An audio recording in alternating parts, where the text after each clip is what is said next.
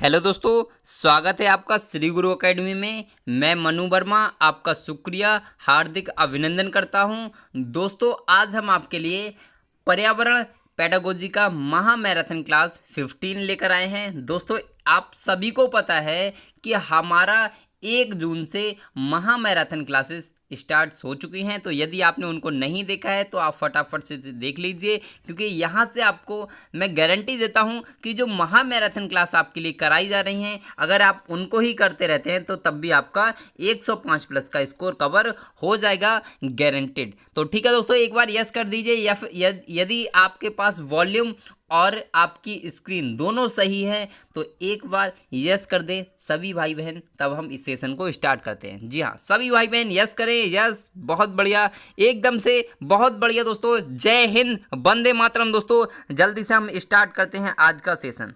तो आज का सेशन का पहला प्रश्न है, देखिए आज के जो प्रश्न है ना दोस्तों, सभी प्रश्न मैं आपके लिए जो लेकर आता हूँ स्पेशली सीटेट के लेकर आता हूँ, जो आपके स्पेशली सीटेट के लिए मोस्ट इंपोर्टेंट प्रश्न होते हैं वही लेकर आता हूँ। ठीक है, तो अगर हम प्रश्न की बात करें तो कुछ जानवर रात में जागते हैं। ये जानवर हर चीज को जिन रंगों में देखते हैं वे कौन से होते हैं? बैगनी, नीला, हरा और पीला, काला और सफेद, लाल और संतरी। बताइए इस प्रश्न का आंसर क्या होगा? तो इस प्रश्न का आंसर किसी भी भाई बहन का गलत नहीं होना चाहिए, क्योंकि ये प्रश्न एक बेशरम प्रश्नों में आता है जो हर बार आ जाता है। जैसे कुछ लोग बेशरम होते हैं जो आप कितना भी मना करें वो उस काम को जरूर करते हैं, वैसे ही ये प्रश्न है जो हर बार आ जाते हैं। ठीक है, तो इस प्रश्न का आंसर आप सभी लोग जानते हैं, काला और सफेद। कुछ जानवरों का नाम बताइए जो रात में उड़ते हैं, तो आप सभी लोग जानते हैं, जैसे कि हमारा चमगादड़ होता है, ठीक है, उल्लू होता है। ये आपके रात में जागते हैं तो इन्हें कैसा दिखता है? काला और सफेद ही दिखता है। ठीक है, अब इस प्रश्न की बात करते हैं दोस्तों। यहाँ पर थोड़ा सा ऑप्शंस कट हो गए दोस्तों। ठीक है, तो आप थोड़ा सा कोऑपरेट करें कि रानी चींटी का काम क्या है। यहाँ पर देखते हैं कि रानी चींटी का काम क्या है। तो अपने घर की देखभाल करना, अपने घर की पहरेदारी करना, और यहाँ पर ले लीजिए भोजन की तलाश करना, और अगला ले लीजिए कि अपने सभी परिवार के बच्चों की देखभाल करना। तो बताइए दोस्तों, राइट आंसर क्या हो सकता है? तो आप सभी लोग जानते हैं कि रानी चींटी, रानी चींटी की बात हो रही है दोस्तों। देखिए, चींटी से, मधुमक्खी से यहां से प्रश्न आता है, तो ध्यान रखिए जो रानी चींटी होती है वो क्या करती है? अपने घर की देखभाल करती है। क्या करती है? अपने घर की देखभाल करती है। यदि आप ये आंसर देंगे तो एक बार से क्या हो जाएगा? एकदम से गलत हो जाएगा दोस्तों। क्या होगा? गलत हो जाएगा। इस प्रश्न के थोड़े से ऑप्शंस के लिए लिख लेते हैं हम यहाँ पे। ठीक है, तो भोजन की तलाश करना, और अगला जो लास्ट है उसको दोस्तों हम क्या लिखें? जी हाँ, अंडे देने का काम लिख लेते हैं। क्या? अंडे देने का काम लिख लेते हैं। अंडे देना आपका डी वाला ऑप्शन है, अंडे देना, इसको लिख लेते हैं। ठीक है, क्योंकि यहां पर बात करें कि रानी चींटी का काम क्या होता है, तो आप याद रखिए अपने घर की देखभाल करना नहीं होता है, पहरेदारी करना नहीं होता है, भोजन की तलाश करना नहीं होता है, लेकिन अंडे देना होता है रानी चींटी का काम। तो ध्यान रखिए। और श्रमिक चींटी का काम क्या होता है? तो आप कहोगे श्रमिक चींटियां क्या करती हैं? रानी चींटी के लिए उसकी जरूरतें पूरी करती हैं। ठीक है, जैसे आप जानते हैं उसे खाना वगैरह लेकर आती हैं। ठीक है, तो इन सारे काम को जो श्रमिक चींटियां होती हैं तो वो करती हैं। तो मधुमक्खी और आपका जो चींटी होती हैं, यहाँ से कई बार प्रश्न आते हैं, तो आप इनको ध्यान रखोगे। ठीक है, अब हम बात करते हैं मृत सागर क्या है। मृत सागर क्या है दोस्तों? ऐसा सागर जिसका पानी जहरीला होता है, ऐसा सागर जो सभी महासागरों व सागरों में सबसे ज्यादा नमकीन है, या फिर ऐसा सागर जिसमें ज्वार भाटे बहुत तीव्र गति से आते हैं, या फिर आपका लास्ट है ऐसा सागर जिसमें जहाज चलाना मुश्किल होता है। ठीक है, खतरनाक होता है, यहाँ पर लिखा है खतरनाक होता है। तो बताइए क्या होता है मृत सागर? बताइए दोस्तों, राइट आंसर क्या होगा? मृत सागर होता है तो क्या होता है, जल्दी से बताइए। तो आप सभी लोग जानते हैं मृत सागर और वॉन झील, दो नाम याद रखिए, मृत सागर और वॉन झील। यहाँ पर क्या होता है? बहुत ही ज़्यादा नमकीन है, यहाँ का पानी, नमक की मात्रा बहुत ज़्यादा है, आपका 35% से भी ज़्यादा, 35% से भी ज़्यादा इसके पानी में नमक पाया जाता है। कहने का तात्पर्य यह है, यदि आप 1 किलोग्राम पानी के लिए सुखाएंगे तो वहाँ से आपको 35 ग्राम नमक मिल सकता है। और यहाँ की एक और क्वालिटी है, यहाँ का पानी इतना नमकीन हो गया है कि यहाँ पर यदि आप उस पानी पर लेट जाएंगे तो आप डूबेंगे नहीं। तो आप इसको ध्यान रखिए। ठीक है, ये एकमात्र ऐसा नमकीन सागर है, कौन सा? मृत सागर और वॉन झील। ठीक है, अब हम बात करते हैं इसका अगले प्रश्न की। अगला प्रश्न आता है, राजस्थान में जोधपुर के निकट खेजड़ी नामक गांव में पेड़ों को बचाने के लिए अमृता देवी ने बलि चढ़ा दी थी। अपने जीवन की बलि चढ़ाई, अपनी भूमि की बलि चढ़ाई थी, अपने घर की बलि चढ़ा दी थी, या फिर अपने रुपए पैसे की बलि चढ़ा दी थी। तो इसको आप सभी लोग जानते हैं, सभी लोग जानते हैं दोस्तों। इसका राइट आंसर क्या हो सकता है? तो आप सभी लोग जानते हैं, option number first is right answer. उन्होंने अपनी जान दे दी थी। ठीक है, खेजड़ी खेजड़ी क्या था? देखिए, राजस्थान में खेजड़ी एक गांव था। ठीक है, और खेजड़ी गांव में एक वृक्ष होता था, उस वृक्ष का नाम था खेजड़ी। ठीक है, खेजड़ी जो वृक्ष था वो वहाँ के लिए बहुत इंपॉर्टेंट था। वहाँ की जो खेजड़ी वृक्ष पर फलियाँ आती थी उनको खाते थे। उसकी लकड़ी ऐसी थी कि उसमें कभी कीड़ा नहीं लगता था, और मतलब बहुत सारे बेनिफिट थे। और राजस्थान में आप जानते हैं पेड़ों की कितनी अहमियत होती है, और वहाँ का राजा उन पेड़ों को काटना चाहता था दोस्तों। ठीक है, और काटने के लिए उसने अपने सैनिकों को भेजा। और जब वहाँ के जो गांव वाले थे, खेजड़ी, देखिए खेजड़ी गांव नहीं था, ध्यान रखिए, गांव का नाम खेजड़ी नहीं था, मैं आपको बता दूं। ठीक है, गांव का नाम था खेजड़ ही। क्या नाम था? खेजड़ ही गांव का नाम था। ये चीज़ मैं आपके लिए बता दूं, कुछ लोग खेजड़ी ही बता देते हैं, तो खेजड़ी गांव का नाम नहीं था, गांव का नाम था खेजड़ ही, और जो वहाँ पर वृक्ष होते थे उनका नाम था खेजड़ी। ठीक है, तो इस चीज़ को आप ध्यान रखेंगे। अब उसमें था क्या, तो राजा ने अपने सैनिकों के लिए भेजा, तो क्या हुआ कि सैनिकों ने को तो काटना था, उनको जब आदेश मिला था तो उन्हें पेड़ काटने थे, और वहां के जो लोग थे वो पेड़ों से जाकर चिपक गए। तो कुछ नहीं, बस उन्होंने लिया, सैनिकों ने फटाक फटाक फटाक सब काट दिए उन्होंने। वहां करीब 300 लोगों की जान गई थी। एकदम से फर्स्ट आंसर आपका राइट हो जाएगा। चलते हैं दोस्तों नेक्स्ट प्रश्न पर, और आज का हमारा नेक्स्ट प्रश्न है, भारत में जैव विविधता की दृष्टि से धनी स्थल कौन सा है? पश्चिमी घाट, पूर्वी घाट, थार रेगिस्तान, या फिर बंगाली खाड़ी? एकदम से बढ़िया क्वेश्चन है, बहुत बढ़िया क्वेश्चन है। बताइए दोस्तों राइट आंसर क्या हो सकता है? जी हाँ, क्या हो सकता है राइट आंसर? तो पहले तो यदि हम बात करें कि जैव विविधता, तो जैव विविधता को इंग्लिश में क्या कहते हैं? जल्दी से कमेंट करें, जैव विविधता को इंग्लिश में क्या कहते हैं? तो आप सभी लोग जानते हैं, जिसे हम हॉट स्पॉट कहते हैं ना, हॉट स्पॉट। जी हाँ, हॉट स्पॉट, इसी को कहते हैं जैव विविधता को। ठीक है, तो आप इसको याद रखेंगे, हॉट स्पॉट कहते हैं, तो एकदम से बढ़िया हो जाएगा। लेकिन बात करें कि हॉट स्पॉट शब्द का सबसे पहले प्रयोग किसने किया, तो आप कहोगे हॉट स्पॉट शब्द का प्रयोग सबसे पहले नॉर्मन मायर्स ने किया था। किसने? नॉर्मन मायर्स ने किया था। आप, मैं यहाँ पर लिख सकता हूँ नॉर्मन, एक सेकेंड रुकिए। जी हाँ, नॉर्मन मायर्स, यहाँ पर इसको नोट कर लीजिए, इसको नोट कर लीजिए, बहुत ही इंपॉर्टेंट है कि हॉट स्पॉट शब्द का प्रयोग सबसे पहले किसने किया, तो आप कहोगे नॉर्मन मायर्स ने किया था 1988 में। ठीक है, ध्यान रखेंगे, बहुत ही इंपॉर्टेंट है। और पूछा जाए कि भारत में नहीं, विश्व में चिन्हित कुल हॉट स्पॉट में से भारत में कितने हैं, तो आप कहोगे भारत में केवल 2 हॉट स्पॉट हैं, लेकिन पूरे विश्व में कितने हैं, तो आप कहोगे 25 हैं। ठीक है, तो ध्यान रखेंगे, आपका इसका राइट आंसर क्या होगा, तो आप सभी लोग जानते हैं, इसका राइट आंसर हो जाएगा option number first is right answer.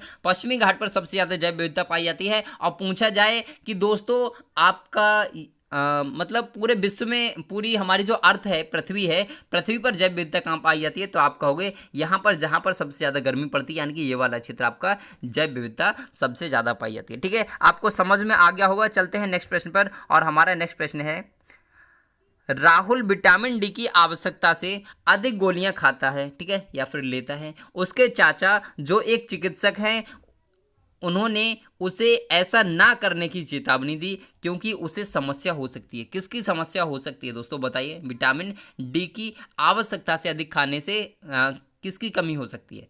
दस्त की, गुर्दे और पथरी की समस्या हो सकती है, मसूड़ों की से रक्तस्राव की समस्या हो सकती है, या फिर हड्डियों के मुलायम होने की समस्या हो सकती है। बताइए राइट आंसर क्या हो सकता है? जी हाँ, बताइए दोस्तों राइट आंसर क्या हो सकता है कि राहुल यदि विटामिन डी की आवश्यकता से अधिक गोलियां लेता है, और उसके जो चाचा थे वो एक डॉक्टर थे, और उन्होंने उससे मना किया, बेटा ये मत खाओ, इससे तुम्हें समस्या हो सकती है। उन्होंने किस प्रकार की समस्या बताई होगी? जी हाँ, बताइए दोस्तों इसका राइट आंसर क्या हो सकता है?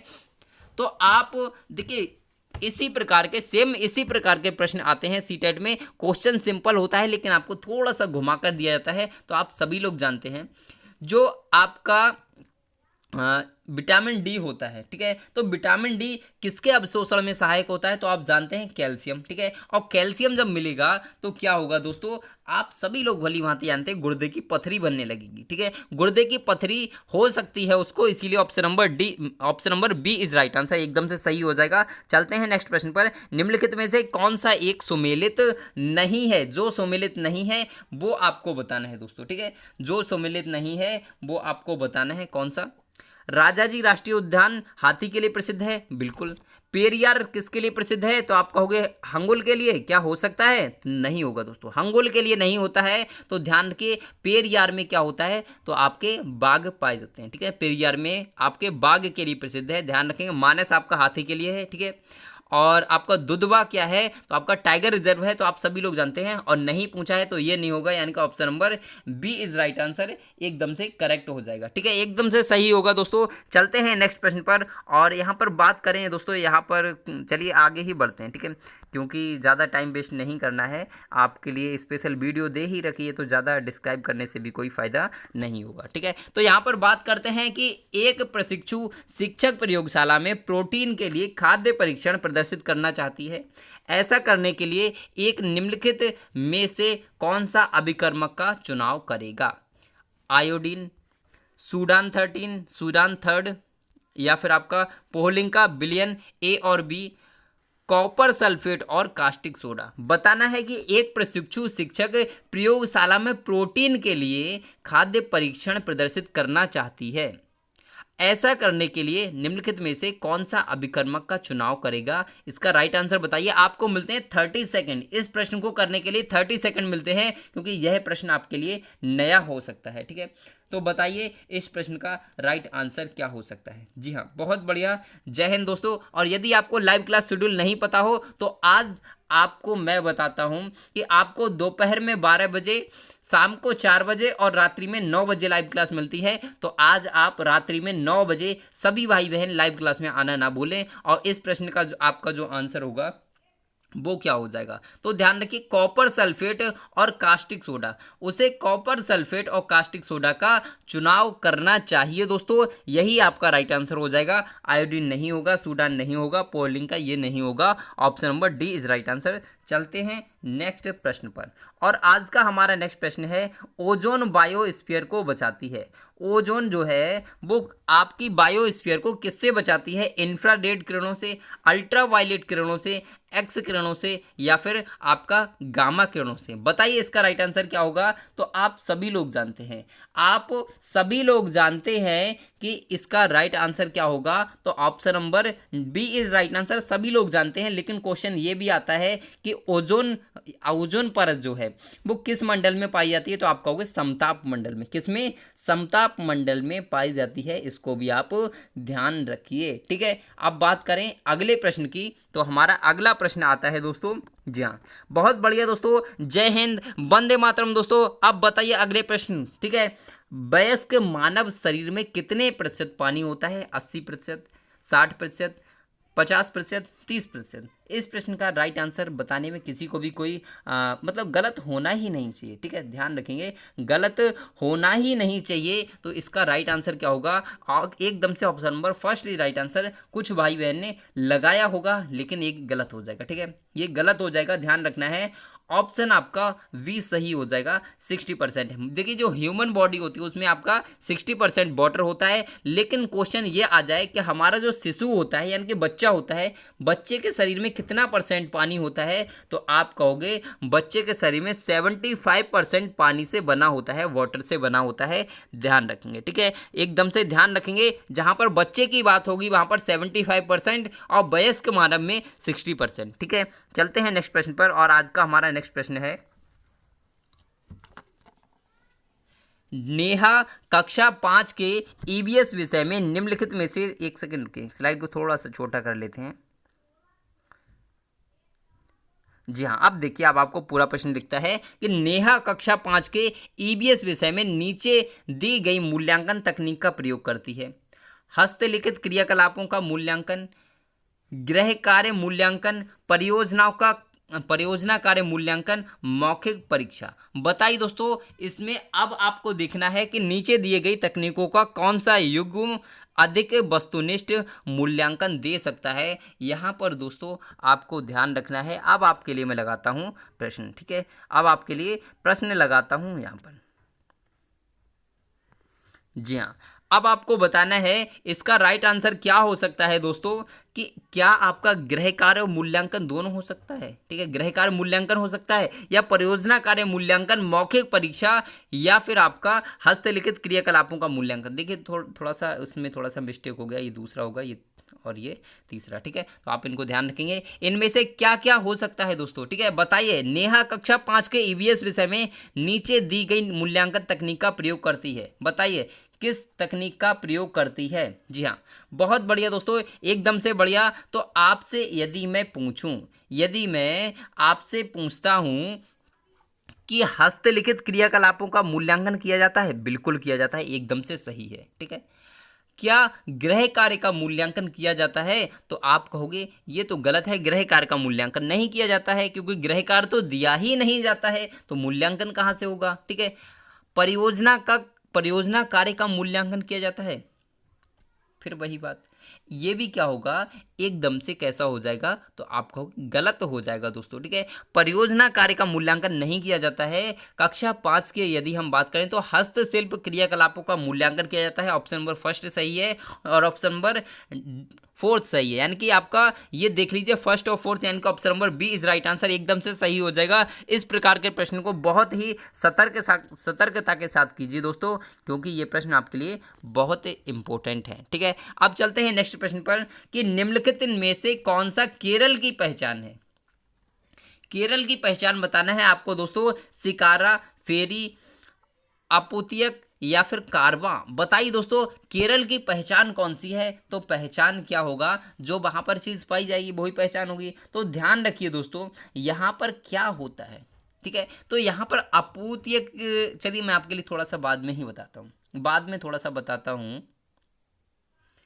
जी हाँ, बताइए इसका राइट आंसर क्या होगा। तो इसका जो राइट आंसर होगा वो होगा आपका कहीं ना कहीं ऑप्शन नंबर फर्स्ट हो सकता है। क्या दोस्तों, गलत हो जाएगा, ध्यान रखिए, गलत हो जाएगा, अपूत्यक गलत हो जाएगा। आपका जो राइट आंसर होगा option number B is right answer. फेरी कहते हैं, क्या कहते हैं, फेरी कहते हैं। और फेरी क्या होता है, तो फेरी एक प्रकार की नाव होती है, फेरी एक प्रकार की नाव होती है जो केरल में बोली जाती है, यानी कि केरल में नाव को फेरी कहा जाता है, कुछ नावों को, ठीक है। तो ध्यान रखेंगे, ये आपका इंपॉर्टेंट क्वेश्चन है। अब बात करते हैं यहाँ पर शिकारा क्या होता है।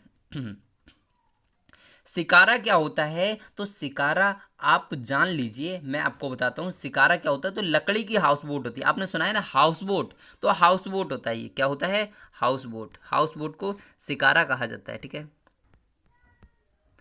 हाउस बोट को शिकारा कहा जाता है। और आपका अगर मैं पूछूं अपूतियक क्या होता है, अपूतियक क्या होता है, तो इग्लू, आपने इग्लू सुना है ना, इग्लू, तो इग्लू को ही अपूतियक कहा जाता है दोस्तों। और आपका अगर पूछा जाए कि यहाँ पर आप चलिए सब कुछ क्लियर हो गया ना। जी हाँ, एक प्रश्न आपसे और बनता है कि केरल की यदि हम बात करते हैं तो केरल को मसालों का बगीचा कहा जाता है, ये भी आपको ध्यान रखना है, ठीक है। एकदम से इंपॉर्टेंट पॉइंट है। अब चलते हैं नेक्स्ट प्रश्न पर, और हमारा नेक्स्ट प्रश्न है, स्लाइड को थोड़ा सा छोटा करते हैं। जी हाँ, शालिनी ने कक्षा 4 के विद्यार्थियों को विज्ञान केंद्र दिखाने के लिए शैक्षणिक भ्रमण की योजना बनाई है। नीचे दिया गया कौन सा सामान्य निर्देश इस भ्रमण के लिए अप्रासंगिक है, दोस्तों बताइए। प्रदर्शन के समय अपनी शंकाओं के विषय में प्रश्न पूछना, अपना दिन भर का पूरा बस्ता लेकर आना, बिना मुझे सूचित किए कहीं ना जाना, या फिर अपने साथ पेन और नोटपैड ले आना। इसमें क्या हो सकता है दोस्तों, जो अप्रासंगिक है वो आपके लिए बताना है, ठीक है। जो अप्रासंगिक है वही आपको बताना है। तो ध्यान रखिए दोस्तों, प्रदर्शन के समय अपनी शंकाओं के बारे में प्रश्न पूछना बिल्कुल सही है, ठीक है। अपना दिन भर का पूरा बस्ता लेकर आना, अरे यही तो आपका गलत हो जाएगा यार, बिल्कुल आप सभी लोग सही दे रहे हैं right answer, option number B is right answer, एकदम से सही हो जाएगा। बहुत बढ़िया दोस्तों, एकदम से बढ़िया। और अगर अच्छी लग रही हो वीडियो तो एक बार लाइक कर दें, सभी भाई बहन लाइक करें। जी हाँ, वंदे मातरम दोस्तों, जय हिंद। जी हाँ, बात करते हैं निम्नलिखित में से कौन सा स्थान गोवा के अंतर्गत आता है। गोवा में कौन सा स्थान आता है? वलसाड, मडगांव, कोझिकोड, गांधी धाम। बताइए राइट आंसर क्या हो सकता है? तो ध्यान रखिए यह प्रश्न का आंसर क्या होता है। इस प्रश्न के आंसर की यदि हम बात करें तो इस प्रकार के प्रश्न बहुत पूछे जाते हैं दोस्तों, तो ध्यान रखिए इस प्रश्न का आंसर होता है आपका क्या होगा? जल्दी से कमेंट करें, सभी भाई बहन कमेंट करें। तो एकदम से बिल्कुल सही, option number B is right answer.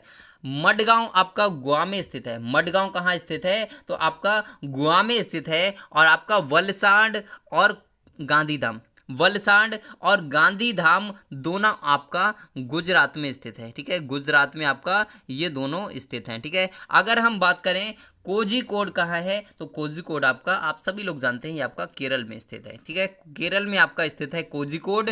Valsad और आपका गांधीधाम गुजरात में स्थित है। और मडगांव आपका गोवा में स्थित है। एकदम से ध्यान रखेंगे, सभी प्रश्न के लिए ध्यान रखेंगे। देखिए क्या होता है, आप सभी लोग पता है क्या करते हैं कि आपने प्रश्न देखा और बस स्किप कर दिया, प्रश्न देखा स्किप कर दिया। आप मेरी बातों को नहीं सुनते, क्योंकि जितना इंपॉर्टेंट इसमें प्रश्न दिया जाता है उससे कहीं ज़्यादा इंपॉर्टेंट वो होता है जो मैं आपके लिए मुंह जबानी बता देता हूं। ठीक है, तो उन पे ज़्यादा फोकस करना है। जैव विघटित प्रदूषण कौन सा है? बाहित मल, एस्बेस्टॉस, पारा, प्लास्टिक। क्या होता है? जैव विघटित प्रदूषक आपको बताना है। बताइए राइट आंसर क्या हो सकता है? जी हाँ, सभी लोग राइट आंसर कमेंट करें, लेकिन इसके ऑप्शन दोस्तों इधर उधर हो गए हैं। चलिए कोई नहीं, आप इसको ए मान लीजिए, इसको बी मान लीजिए, इसको सी मान लीजिए, इसको डी मान लीजिए। ठीक है, टेंशन नहीं लेना है। ठीक है, तो एकदम से बढ़िया राइट आंसर क्या होगा? राइट आंसर क्या होगा? तो जैव विघटित प्रदूषण की अगर हम बात करें तो जैव से आप समझते हो कि जीवन वाली चीज़ें। ठीक है, तो यानी कि इनको कौन करता है? तो बाहित मल, बाहित मल हो जाएगा जो हमारे मनुष्यों से और हमारे जो जीव जंतु हैं उनसे निकलता है बाहित मल। एकदम से सही हो जाएगा। चलते हैं नेक्स्ट प्रश्न से, और हमारा नेक्स्ट प्रश्न आता है, छात्रों में उच्च बुद्धिलब्धि और आत्मसम्मान प्राप्त किया जाता है कैसे? छात्रों को अवधारणाएं याद करने में लगाकर, अधिक आवधिक मूल्यांकन करके, सहकारी अधिगम का पालन करके, या फिर अधिक गृह कार्य देकर। बताइए छात्रों में उच्च उपलब्धि और आत्मसम्मान किसके द्वारा प्राप्त किया जा सकता है? जी हाँ, बताइए दोस्तों राइट आंसर क्या हो सकता है? सभी भाई बहन कमेंट करें। बहुत बढ़िया दोस्तों, एकदम से आप सभी लोग बहुत अच्छा आंसर देते हैं, तो एकदम से दिल खुश हो जाता है। सभी लोग आंसर करते हैं, बहुत बढ़िया। जो नहीं कर रहे हैं वो भी लाइक करें और कमेंट जरूर करें। ठीक है, बताइए इस प्रश्न का राइट आंसर क्या होगा? तो क्या होगा? बताइए छात्रों को अवधारणा याद के रटवाना नहीं है, याद नहीं करना है, उच्च बुद्धिलब्धि और उनमें आत्मसम्मान प्राप्त करवाना है। तो क्या करना है? अधिक आवधिक मूल्यांकन गलत हो जाएगा, यानी कि बहुत समय में मूल्यांकन नहीं करना है। सहकारी अधिगम का पालन करना है, यानी कि चीज़ों को साथ साथ करने की कोशिश करना है। ठीक है, तो एकदम से बढ़िया हो जाएगा। गृह कार्य नहीं देना है, एकदम से option number C is right answer, एकदम से सही है। चलते हैं नेक्स्ट प्रश्न पर, और हमारा नेक्स्ट प्रश्न है, जैव विविधता का अर्थ क्या है दोस्तों? जैव विविधता का अर्थ क्या है? बताइए दोस्तों राइट आंसर क्या होगा? विभिन्न प्रकार के पादप और वनस्पति, विभिन्न प्रकार के जंतु, एक निर्धारित क्षेत्र में विभिन्न प्रकार के पादप एवं जंतु, या फिर विभिन्न प्रकार के विदेशागत पादप एवं जंतु। बताइए राइट आंसर क्या होगा? जी हाँ, बहुत बढ़िया दोस्तों, एकदम से सही, एकदम से सही दोस्तों। जैव विविधता का अर्थ होता है एक निर्धारित क्षेत्र में, एक निर्धारित क्षेत्र में विभिन्न प्रकार के पादप एवं जंतु, यही होता है जैव विविधता। जैसे आपने देखा है, अगर पूछा जाए सबसे ज़्यादा जैव विविधता कहाँ होती है, तो आप कहते हैं कहीं ना कहीं जो पृथ्वी होती है, पृथ्वी का मध्य वाला भाग होता है, यानी कि भूमध्य रेखा होती है, तो भूमध्य रेखा के आसपास वाला ये वाला जो हिस्सा होता है, यहीं पर आपका सबसे ज़्यादा जैव विविधता पाई जाती है। यहाँ पर सबसे ज़्यादा गर्मी भी होती है, यहाँ के लोग काले होते हैं, आप सभी लोग जानते हैं, एकदम से बढ़िया। ठीक है, चलते हैं नेक्स्ट प्रश्न पर, और हमारा नेक्स्ट प्रश्न है, जी हाँ, इसका राइट आंसर मैंने आपके लिए बता दिया क्या? जी हाँ, बता दिया था मैंने ये तो। जी हाँ, क्या बताया था? तो आप सभी लोग जानते हैं एक निर्धारित क्षेत्र में विभिन्न प्रकार के, यानी कि option number C is right answer. चलते हैं नेक्स्ट प्रश्न पर, और हमारा आज का नेक्स्ट प्रश्न है, अपने पर्यावरण में पेड़ों के महत्व। ठीक है, थोड़ा सा स्लाइड को बहुत छोटा करना पड़ेगा, पहले चलिए इसको पढ़ लीजिए। अपने पर्यावरण में पेड़ों के महत्व के संबंध में छात्रों को जागरूक करने का सबसे अच्छा तरीका क्या है, यह आपको बताना है।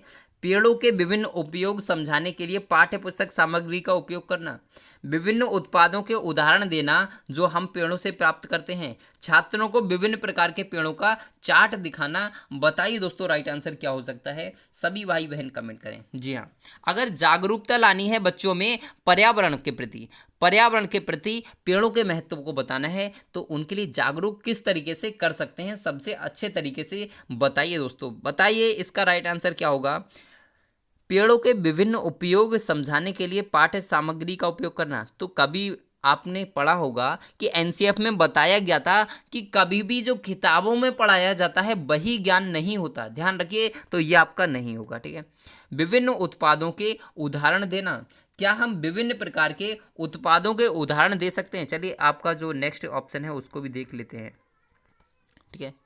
नेक्स्ट ऑप्शन है विभिन्न उत्पादों के उदाहरण देना जो हम पेड़ों से प्राप्त करते हैं, या फिर छात्रों को विभिन्न प्रकार के पेड़ों का चार्ट देंगे। ये भी नहीं होगा, ये भी नहीं होगा, ये भी नहीं होगा। क्यों? क्योंकि इनमें सब में क्या किया जा रहा है, सिर्फ दिखाने की बात की जा रही है, उदाहरण देने की बात की जा रही है। लेकिन इसमें क्या कहा गया कि उन उत्पादों और सेवाओं को समझने के लिए छात्रों को बगीचे में ले जाना जो हम पेड़ों से प्राप्त करते हैं, एकदम से प्रत्यक्ष तरीके से बच्चा वहां पर सीख पाएगा। तो option number D is right answer, एकदम से मस्त हो जाएगा। और अच्छा लगा हो तो एक बार लाइक कर दें, सभी भाई बहन लाइक करें। बहुत बढ़िया दोस्तों, एकदम से जय हिंद, वंदे मातरम। दोस्तों आप सभी लोग यूनिक हैं, बहुत अच्छे हैं, ठीक है। बात करते हैं अगले प्रश्न की। अगला प्रश्न आता है, निम्नलिखित में से कौन से शीतोष्ण घास के मैदान यूरेशिया में पाए जाते हैं? कौन से यूरेशिया में पाए जाते हैं, ठीक है दोस्तों। बहुत कंफ्यूजन भरा सवाल है, कैसे करें इस प्रश्न के लिए, ठीक है। तो बात करते हैं, क्या डाउन्स कहा जाता है, वेल्ड्स कहा जाता है, स्टेपीज कहा जाता है, या फिर प्रेरी कहा जाता है? बताइए दोस्तों क्या होता है इसका राइट आंसर। जी हाँ, बताइए राइट आंसर क्या हो सकता है, सभी भाई बहन कमेंट करें। बहुत बढ़िया दोस्तों, सभी भाई बहन कमेंट करें राइट आंसर क्या हो सकता है। शीतोष्ण घास के मैदान को यूरेशिया में क्या कहा जाता है? बहुत बढ़िया दोस्तों, एकदम से राइट आंसर सभी लोगों का, कुछ लोगों का गलत भी आ रहा है, तो ध्यान रखिए दोस्तों। इस प्रश्न का आपका जो आंसर हो जाएगा वो क्या होगा, आंसर क्या होगा बताइए। एकदम से बहुत बढ़िया, option number C is right answer. Option number C is right answer, यानी कि यूरेशिया में घास के मैदान को स्टेपीज कहा जाता है। तो आप इसको ध्यान रखिए, ठीक है। तो यूरेशिया होता क्या है, तो यूरोप और एशिया का भाग यूरेशिया कहलाता है। और प्रेरी कहाँ होता है, तो आप याद रखिए, प्रेरी की अगर हम बात करें, जैसे प्रेरी दिया हुआ है तो आपका ये उत्तरी अमेरिका में पाया जाता है। कहाँ? उत्तरी अमेरिका में घास के मैदान को प्रेरी कहा जाता है, उत्तरी अमेरिका में। ध्यान रखेंगे, उत्तरी अमेरिका में घास के मैदान को प्रेरी कहा जाता है, तो आप इसको याद रखेंगे, ठीक है। और अगर हम बात करें इसमें पंपास की, अगर हम और बात कर लेते हैं तो पंपास कहाँ होता है, तो दक्षिणी अमेरिका में पंपास कहा जाता है, तो आप याद रखिए। अगर हम वेल्ड्स की बात करते हैं, यहाँ से कई सारे प्रश्न बनते हैं, तो वेल्ड्स कहाँ पाया जाता है, तो आप कहोगे कहीं ना कहीं दक्षिणी अफ्रीका में वेल्ड्स कहा जाता है, तो आप सभी लोग जानते हैं। और डाउन्स कहाँ होता है, तो बाउंस कहाँ के लोग ज़्यादा मारते हैं, ठीक है। आपने देखा होगा कि बॉलिंग जब कराते हैं क्रिकेट में तो बाउंस कहाँ के लोग ज्यादा मारते हैं, तो आप कहोगे ऑस्ट्रेलिया, यानी कि डाउन्स बाउंस, तो ऑस्ट्रेलिया हो जाएगा। सिंपल दोस्तों, याद हो गया होगा, और याद फिर भी ना हुआ हो तो आप प्लेलिस्ट में जाइए, वहां पर वीडियो देख सकते हैं। वहां पर मैंने सिंपल तरीके से ट्रिक के माध्यम से कराया है, जो आप कभी नहीं भूलोगे। अब हम बात करते हैं अगले प्रश्न की। अगला प्रश्न है, निम्नलिखित बिंदुओं को पढ़ें। यहाँ पर जो बिंदु दिए गए हैं इनको आप पढ़िए, ठीक है। जी हाँ, इनको पढ़ना है कि विशेषीकृत भाषा का प्रयोग करना। एक सेकंड रुकिए। जी हाँ, विशेषीकृत भाषा का प्रयोग करना, नए ज्ञान को पिछले ज्ञान से जोड़ना, समूह अधिगम को शामिल करना, छात्रों की सक्रिय भागीदारी और दृश्य शब्द साधनों के उपयोग को बढ़ावा देना। दिए गए बिंदुओं में से कौन सा ईवीएस का अध्यापन करते समय प्रासंगिक नहीं है, यानी कि कौन सा पढ़ाते समय अच्छा प्रयोग नहीं है दोस्तों, ये आपको बताना है। यहाँ पर आप इनके ऑप्शंस को देख सकते हैं, ठीक है। ऑप्शन को यहाँ पर देख सकते हैं। जी हाँ, अब बताइए कि कौन सा प्रासंगिक नहीं है दोस्तों, यह आपको बताना है। जी हाँ, सभी लोग बताइए इसका राइट आंसर क्या हो सकता है। नए ज्ञान को पिछले ज्ञान से जोड़ना, नए ज्ञान को पिछले ज्ञान से जोड़, सॉरी ये वाला, विशेषीकृत भाषा का प्रयोग, क्या ये हो सकता है?